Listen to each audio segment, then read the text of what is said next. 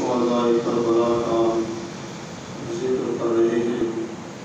اللہ تعالیٰ کے حضور دعا ہے شہداء کربلا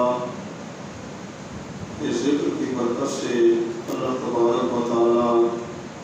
اپنا اور اپنے محبوب صلی اللہ علیہ وسلم کا بھی قرب نصیب فرمائے،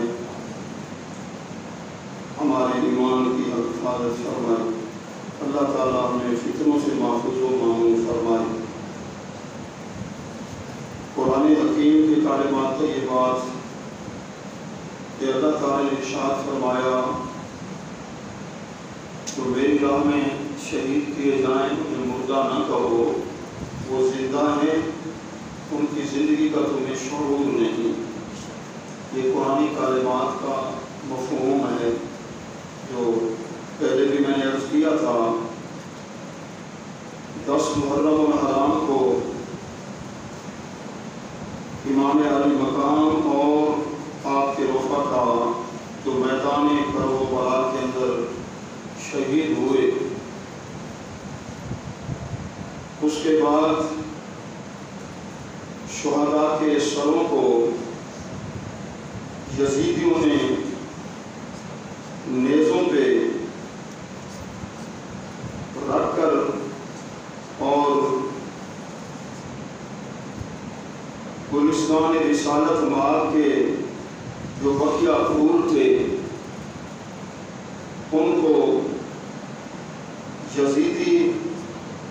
فوجی پہلے کوفہ میں لے گئے اور اس کے بعد دمشق کے اندر جہاں یزید کا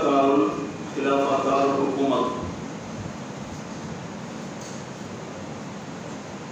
مورخین لکھتے ہیں کہ سیدنا امام زین العابدین رضی اللہ تعالیٰ عنہ